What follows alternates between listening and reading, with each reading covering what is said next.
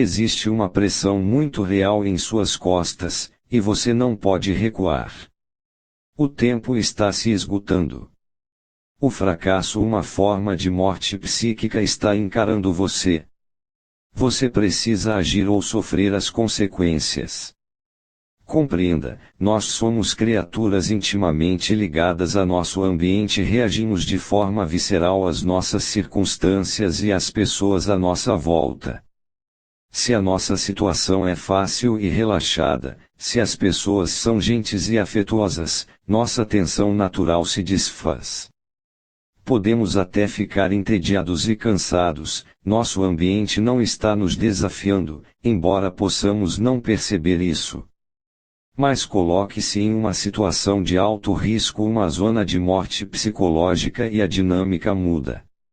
Seu corpo reage ao perigo com um surto de energia, sua mente se concentra. A urgência lhe é imposta, você é compelido a não perder mais tempo. O truque é usar este efeito deliberadamente de tempos em tempos, praticá-lo em si mesmo como uma espécie de toque de despertar. As 5 ações a seguir destinam-se a colocar você em uma zona de morte psicológica.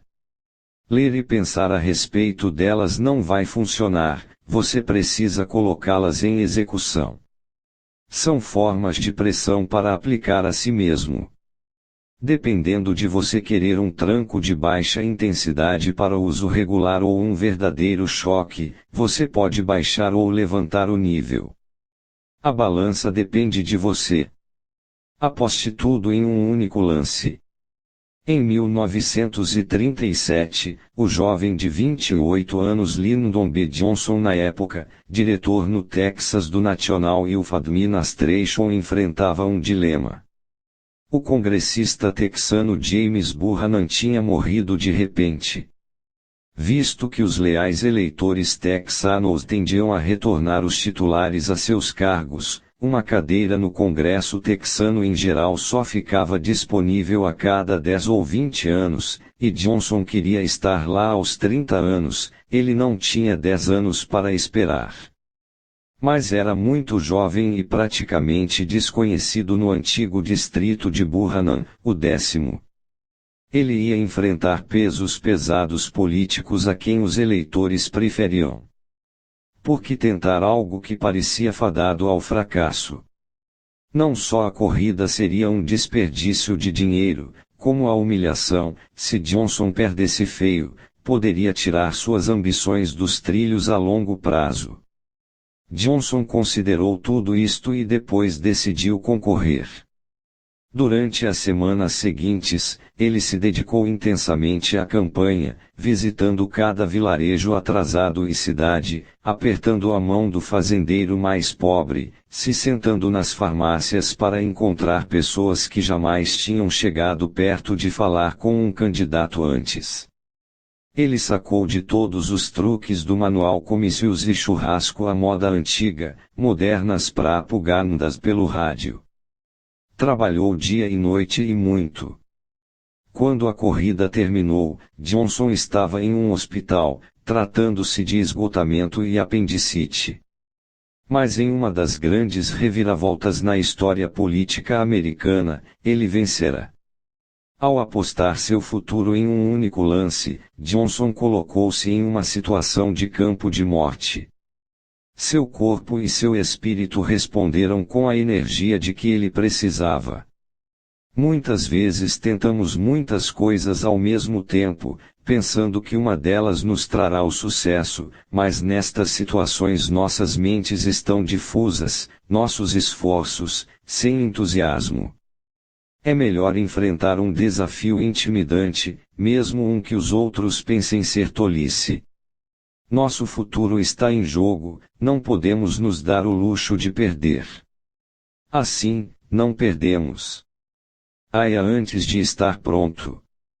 Em 49 a.C., um grupo de senadores romanos, aliados a Pompeu e temendo o crescente poder de Júlio César, ordenou ao grande general que dispersasse seu exército ou seria considerado um traidor da República. Quando César recebeu este decreto, estava no sul da Gália, atualmente França, com apenas 5.000 homens. O resto de suas legiões estava bem distante, ao norte, onde estivera em uma campanha. Ele não tinha intenção de obedecer ao decreto e isso teria sido suicídio, mas ia demorar semanas para o grosso de seu exército poder se juntar a ele. Não querendo esperar, César disse a seus capitães, que a sorte esteja lançada, e ele e seus 5.000 homens atravessaram o Rubicão, o rio que marcava a fronteira entre Gália e Itália. Liderar tropas até solo italiano significava guerra contra Roma. Agora não tinha mais volta, era lutar ou morrer. César foi forçado a concentrar suas forças, a não desperdiçar um único homem, a agir rapidamente e a ser o mais criativo possível. Ele marchou sobre Roma. Ao tomar a iniciativa, assustou os senadores e obrigou Pompeu a fugir. Em geral esperamos demais para agir, principalmente quando enfrentamos pressão externa. Às vezes é melhor agir antes de achar que está pronto para forçar a decisão e atravessar o Rubicão. Não só você surpreenderá seus adversários, como terá também aproveitado ao máximo seus recursos. Você se comprometeu e não pode voltar atrás. Sob pressão, sua criatividade desabrochará. Faça isso com frequência e você desenvolverá sua habilidade de pensar e agir rápido. Entre em novas águas. O estúdio da MGM em Hollywood tinha sido bom com Joan Crawford, ele a havia descoberto, feito dela uma estrela, moldado sua imagem. No início da década de 1940, entretanto, Crawford deu um basta. Era tudo muito confortável, a MGM continuava escalando-a para os mesmos tipos de papel, nenhum deles era um desafio. Então, em 1943, Crawford fez o impensável e pediu para ser liberada de seu contrato. As consequências para Crawford poderiam ter sido terríveis, desafiar o sistema do estúdio era considerado uma insensatez. Na verdade, quando ela foi contratada pela Warner Brothers, como era de se prever, ofereceram-lhe os mesmos roteiros medíocres. Ela os recusou. Na iminência de ser despedida, ela finalmente encontrou o que vinha procurando, o papel principal em Alma em Suplício, que, entretanto, não lhe ofereceram. Disposta a convencer o diretor, Michael Curtiz, ela conseguiu fazer com que ele mudasse de ideia e ficou com o papel. Foi a performance de sua vida, ela conquistou seu único Oscar de melhor atriz e ressuscitou sua carreira. Ao deixar a MGM, Crawford estava correndo um grande risco. Se não tivesse sucesso na Warner Brothers, e rápido, sua carreira estava acabada. Mas Crawford se fortalecia com as situações arriscadas. Quando se sentia desafiada, quando se sentia por um fio, ela explodia de energia e ficava em sua melhor forma.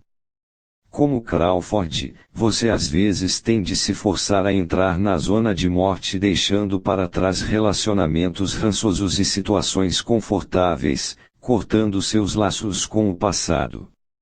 Se você se colocar em uma situação sem saída, terá de fazer seu novo empenho funcionar. Trocar o passado por um terreno desconhecido é como uma morte e sentir esta finalização o despertará de novo para a vida. Converta isso em você contra o mundo. Comparado com esportes como o futebol, o beisebol é lento e tem poucas oportunidades para agressão. Isto era um problema para o batedor Ted Williams, que jogava melhor quando estava zangado quando sentia que era ele contra o mundo. Criar este estado de espírito no campo era difícil para Williams, mas desde o início ele descobriu uma arma secreta, a imprensa. Ele pegou o hábito de insultar os comentaristas esportivos, fosse apenas recusando-se a cooperar com eles ou ofendendo-os verbalmente. Os repórteres retribuíam escrevendo artigos fulminantes sobre seu caráter, questionando seu talento, trombeteando a mais leve queda em sua média de batidas. Mas era quando se via martelado pela imprensa que ele jogava melhor. Ele começava uma fúria de batidas, como para provar que eles estavam errados. Em 1957, quando levou adiante uma rixa que durou um ano com os jornais, teve sua melhor temporada e conquistou o título de melhor batedor na avançada idade, para um jogador de beisebol, de 40 anos. Como um jornalista escreveu, o ódio parece ativar seus reflexos como a adrenalina estimula o coração. A animosidade é seu combustível. Para Williams, a animosidade da imprensa e, com a imprensa, do público, era uma espécie de pressão constante que ele sabia interpretar, ouvir e sentir. Eles o odiavam, duvidavam dele, desejavam seu fracasso, e ele lhes mostraria. E mostrou. Um espírito combativo precisa de certo nervosismo, um pouco de raiva e ódio para alimentá-lo.